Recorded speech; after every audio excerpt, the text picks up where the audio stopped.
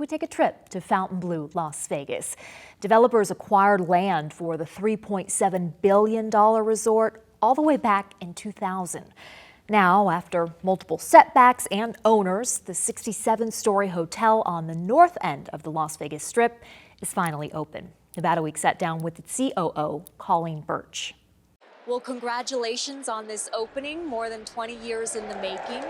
What do you think distinguishes Fontainebleau, Las Vegas from all the other resorts on the Las Vegas Strip? Thanks for being here and super excited to share our story. We are a fully integrated resort, tallest habitable building in Las Vegas. That gives us a little bit of bragging rights at 67 floors up. Meeting space that's over the top in our adjacency to the West Hall of the Convention Center across the way. And what I really think sets us most apart, the building itself is beautiful and our food and beverage programming is going to be over the top, but it's our people that set this place apart. Well, tell me more about that, because I know you are very unique in your hiring methods and your outlook on that. Investing in culture and investing in hiring, making sure people are very good fits for our business was incredibly and will be incredibly important for our success here. So we've coined a phrase that's polite with a personality. This idea that you can offer great service, but if we do a good job of getting to know our guests and we let our guests know a little bit something about the members, we call ourselves members versus employees. I don't believe that membership is unique to somebody who's part of our loyalty program. We are all members of Fontainebleau, Las Vegas. How many positions do you have left to fill? How many have you filled? Gosh, I think we're about 5896 in our member count in peak season. So we've got the pool season just right around the corner and it'll push us over that 6,000 mark. Okay, so that's what 6,000 total is what you're looking for? Yes. A lot of people, members who are just so excited to open our doors tonight and really show this city what is I think the best kept secret.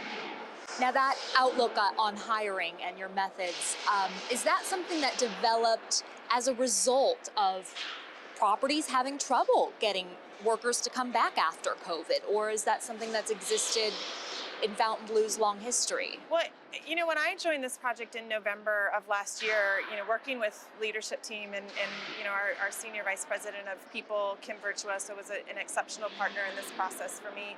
But coming up with criteria of who do we want in this building and what is going to resonate with our guests. We felt we needed to do something a little bit different than your typical career fairs and just allowing kind of a first come, first serve. We really wanted to be specific about who we were selecting to join this team. So what did you do different? Well, I'll tell you what, before you even got to interview for your job, you came in for an audition, just a culture audition, we called it. So we were gauging who you are as a person and trying to figure out, do you have hospitality in your heart? And then if you don't, we sent you some, we politely, said it's probably not a good fit for us. And then the second round of that was sitting down with leaders who needed to talk to you about the skills to actually do a given job. But I'm a firm believer that you can teach the skills, and teaching hospitality is a little bit more difficult. I mentioned the long history of Fontainebleau. So the original location, Miami Beach, opened about 70 years ago. Are there influences of Miami Beach here at this property? Absolutely. So I'll tell you what, Fontainebleau Miami Beach will turn 70 next year in December. So we get to partake in the 70th anniversary of such an iconic brand. There are definitely some pull-throughs from Miami as it relates to Fontainebleau, Las Vegas. So the columns that you see in our casino floor, those are the same lobby columns in Fontainebleau, Miami Beach. We've got a blue bar here. Everything in Las Vegas is a little bit larger, as we know, so our blue bar is larger than theirs. But I'll tell you what, they've got a great legacy there in terms of who they have hosted and how they have made people feel, and we plan to do that very same thing. Will you tell me about this sculpture behind us? So a gentleman named Ernst Fisher is the artist, and there's murals above and one on this other side as well. This is part of his Lovers series, and this is the third Lovers sculpture.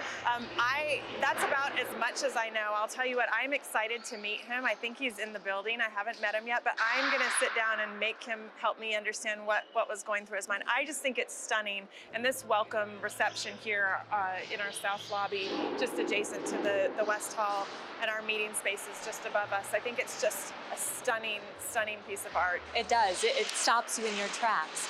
So 2008 2008 is when construction on this property halted. Didn't resume until 2021. How dramatically did the plans change between 2008 to 2021? The bones of the building were still here, and I think it was a bit of a myth that this building hadn't been taken care of in all of those years. That is absolutely not accurate. So there was maintenance in a way that allowed us to pick up the pieces when our ownership group came back into the fold in 2021. I'll tell you what, it was really the design that changed a little bit. So, original design, there were some people in town. The plaza actually bought some carpet and some of our furniture when we shuttered. I say we because I was a part of this property for 9 months in 2008 until the property halted in June of 2009. But the renderings that or our artistic choices kind of had changed just because the climate has changed, and Right, I would imagine. users' tastes have changed. Uh-huh. Things are cool now that weren't cool in 2008. And for locals who have driven past the unfinished building for more than a decade, thinking of it as an eyesore, as a reminder of the Great Recession, how do you go about changing their attitudes, or do you? Oh, absolutely. I think you'll walk in the store or even drive by. I mean, we have a commitment to the exterior in as much detail as we do on the inside. Amazing landscape, and actually a beautiful art installation at the southwest corner if you haven't seen that. So I really just believe it'll be one time in this building, and then you'll say, wow. And finally, you are contributing to the development of the north end of the Las Vegas Strip. What else would you like to see here that will ultimately help drive business to Fontainebleau, Las Vegas? Well, we've got a vacant lot adjacent to us. Our ownership group talks, and I think it would be lovely if we purchased that land so that we could be in control of what happens just north of us. But you would like to do something on your own over there? Gosh, if we had our choice, yes. I mean, is that in the works? I think it's an idea, but I think that would be premature. Okay. Thank you so much for your time. You're welcome. Thanks for being here.